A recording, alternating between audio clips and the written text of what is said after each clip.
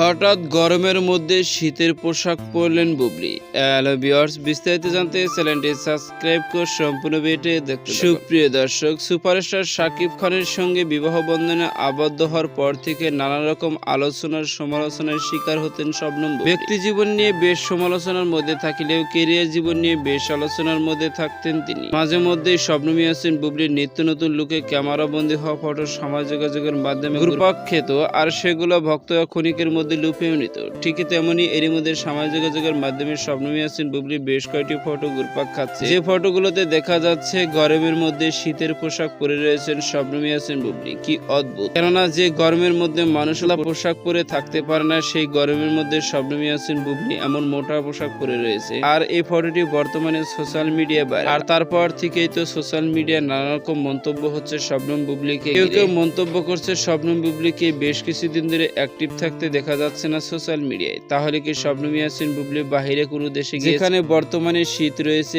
আর সেই কারণে তো শবনম বুবলি এমন মোটা পোশাক পরে রয়েছে? এমনই একাধিক মন্তব্য সোশ্যাল মিডিয়ায়। তো সুপ্রিয় দর্শক, ভিডিওটি আপনার কাছে ভালো লাগলে একটা লাইক দিন। নিত্য নতুন ভিডিও আপডেট পেতে চ্যানেলটি সাবস্ক্রাইব করুন। অসংখ্য ধন্যবাদ। পুরো ভিডিও উপভোগ করার জন্য।